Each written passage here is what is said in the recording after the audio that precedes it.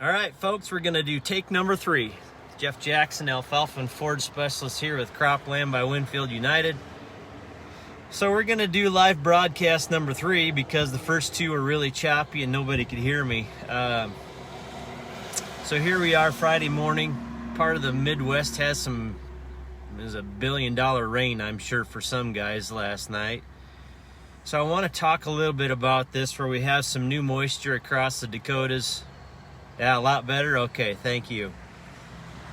So North Dakota, South Dakota, western Minnesota, western Iowa, probably parts of Nebraska had some moisture overnight. Some guys really didn't have much planted in some areas because we were so dry. Other people had stuff out there,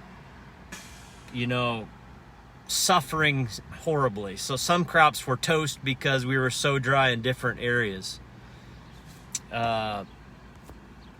Here we are, got a little moisture. Maybe you're in one of those areas that had some moisture earlier and you're looking at 100 degrees for the next 14 days. So let's talk about what some of our options are. Forage sorghum, sorghum sudan grass, pearl millets.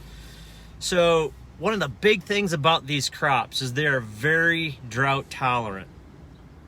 They are very heat tolerant. They love heat. So we're right in the prime time for these crops to be going. So first of all, we need enough moisture to get them started, obviously. Then once we get things going, they use about half as much moisture as a corn crop does. So if it takes 2 inches of water to make a ton of corn silage, it takes about 1 inch of moisture to make a ton of forage sorghum or sorghum sudan grass or pearl millet feed. So you have to keep that in the back of your mind. Very, very drought tolerant. Second thing would be is that they don't use as much fertility. So about a pound of nitrogen for every day of growth. So if you have a forage sorghum crop out there that's going to be in the field for 100 days, you need about 100 pounds of nitrogen, and you're going to need about 20 pounds of sulfur to go with that, and your P and K as normal. So it's really important to balance nitrogen and sulfur 5-to-1 so you can make protein. Otherwise, you have a high nitrate crop, things don't go well. We can address that, and we've talked about it before about nitrates and the 5-to-1 ratio and that whole scenario. So when we talk about cost of production, we can probably put forage sorghum in for, and this is a seed cost, but for seed only, we can probably do that for less than $20 an acre. Sorghum sudan grasses, premium sorghum sudan grass, we're talking Burkitic Dorf BMR, probably going to run you $40-42 an acre at 25 pounds. If you're doing 20 pounds, it's a little less. If you're doing a cheap conventional, you might get it done for 20 bucks. It's all in relative terms.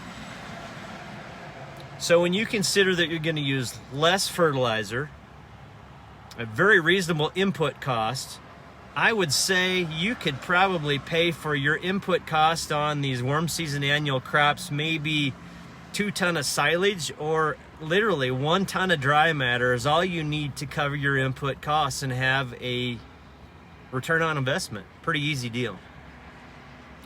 Especially if you're going to double crop or you have another crop that was just destroyed. We have a great opportunity to make a huge pile of feed right now. So what are our options? So we talk about forage sorghum. Right now we're at the 11th of June.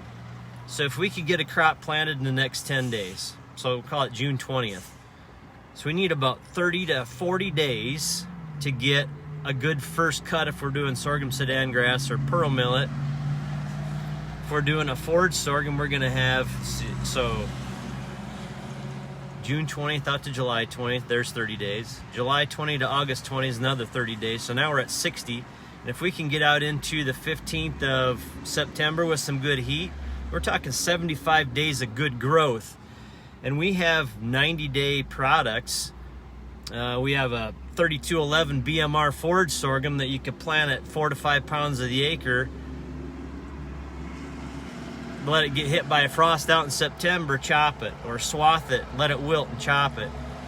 Great crop. We can get that thing up in a hurry. 3211 being a 90-day has probably the fastest vigor of a forage sorghum.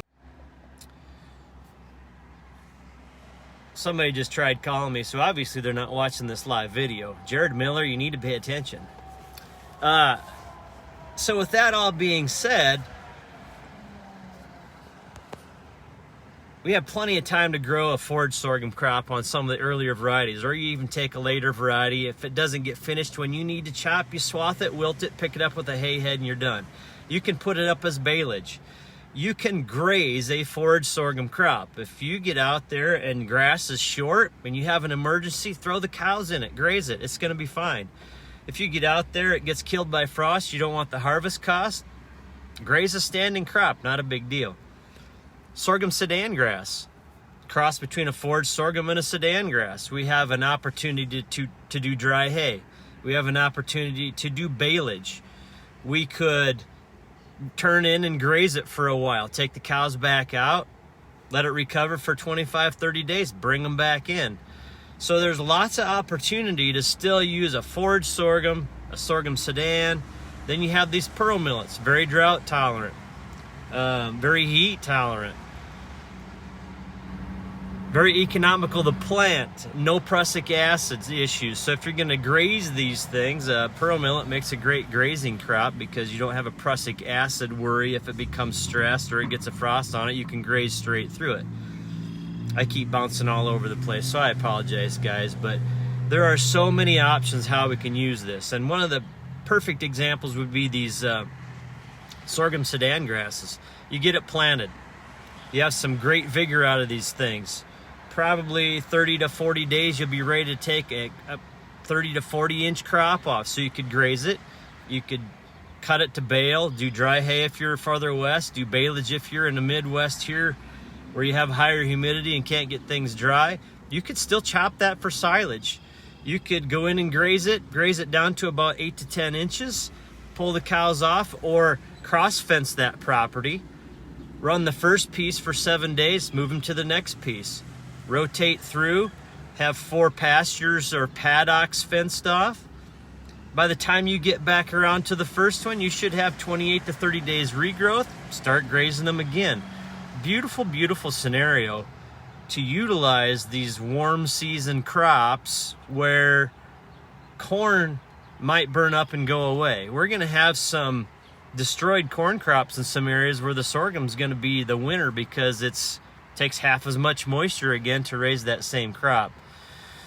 So I wanted to throw this out here today, give you an example that they're very reasonable input cost wise. Like I said, you have the option to do multiple things. You don't have to bale it or chop it. This grazing is probably the most economical harvest situation you could run into if you're in one of those areas that can graze late. So I don't know if anybody has any questions, but if you want to start posting some questions on here or ask anything, or feel free to give me a call later. But as I had phone calls from North Dakota yesterday talking about the fact that they were severely dry.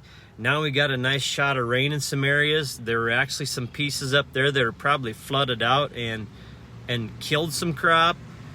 So between flooding and drought, we have some pretty tough crops out there. So now we're Midwest got a good shot of rain.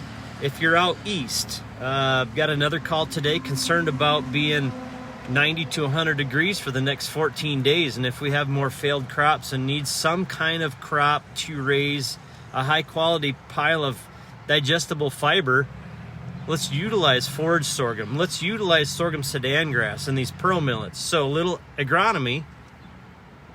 This is the Jeff Jackson take on the cropland varieties. We have varieties that we would plant at 4 pounds of forage sorghum per acre in rows. Use a corn planter, use a corn planter with inner plants on 15-inch rows, 22-inch rows. You could use a drill, plug a couple of units so you can get the rate right. There's more than one way to plant these things, so we can make it work. So from 4 pounds up to 6 pounds is probably what we're going to recommend for forage sorghums, depending on the variety and the traits you have available. So we have conventionals, Burkitic dwarf BMRs. There's stuff out there that's sugarcane aphid tolerant as well. Then you move into the sorghum sedan grasses. The cropland recommendations are going to be generally 20 pounds on dry land, 25 pounds if you have a little extra moisture. We're not into this 35, 40, 50 pound to the acre stuff. We don't feel that that's economical and a benefit to most people. Plant them with the drill, inch and a half deep. Get your pearl millets out there. Pearl millet generally, so it's 60,000 seeds per pound. We can plant that 10 to 15 pounds. Maybe push up to 20 pounds if you really want to. You're in some situations where you want to make sure you get that extra out there to get a good stand. But again, we're going to plant these crops inch and a half deep. Pearl millet's going to go 3/4 of an inch to an inch deep. Again, if you guys have any questions, I go ahead and post some questions on here. I know what I know, and sometimes it's hard to understand what you already know and what you need to hear. So go ahead and ask some questions. The other thing to keep in mind as you're looking at some of this stuff is what options you have for weed control. If you have some failed crops today and you are in a corn or a wheat situation that might have some stinger down, anything with that stinger chemistry in it, you have a 10-month rotational restriction for these sorghums and pearl millets, so no go. I had a question on like Tacoma yesterday that was used for some wheat acres. That's fine, no restrictions at all.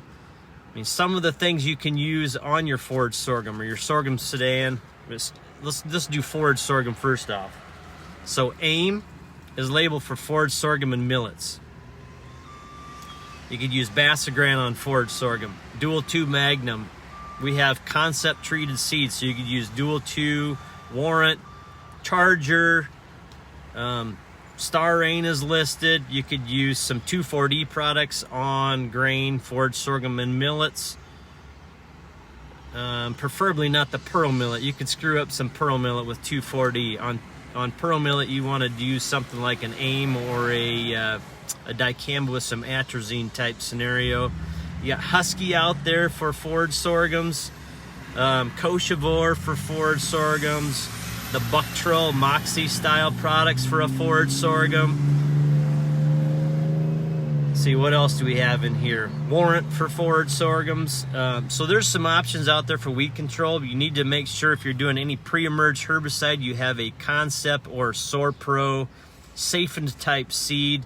Pearl millet is not safened, so you don't really have a pre-emerge option on that. It's going to be all about getting a thick stand early with the drill, shade those rows, hold moisture, hold the weeds back, and get some of those things done. So again, don't know what more I can tell you guys, but if you have some comments or questions, please add those later in the comments section. I'll try to follow up on this posting and answer as much as I can. So hopefully that gives you all a little insight on some things that we can do and help out in this warm season summer annual function as we go forward, and we'll try to make sure we get some seed in the right places at the right time. Another thing to remind everybody is that we have a transportation nightmare in the US right now. On average, there are about 7.5 loads for every truck available. And most of our seed is in the south for warehousing, and the farther south you go, the more loads per truck available there are, so it gets tight.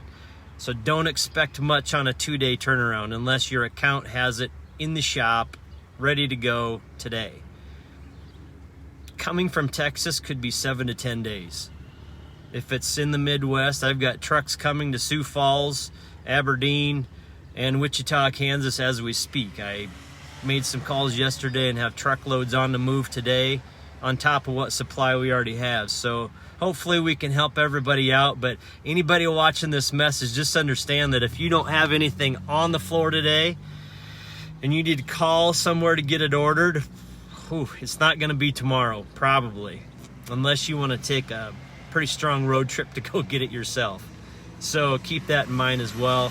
We're trying to do everything we can to get stuff in place. But again, it's Jeff Jackson, your alfalfa and forage specialist with Cropland by Winfield United. Y'all have a great day. God bless. Thanks for the rain that everybody's gotten, and happy planting. Hopefully we can still get some more done and make some more cow chow. Catch y'all later. Bye.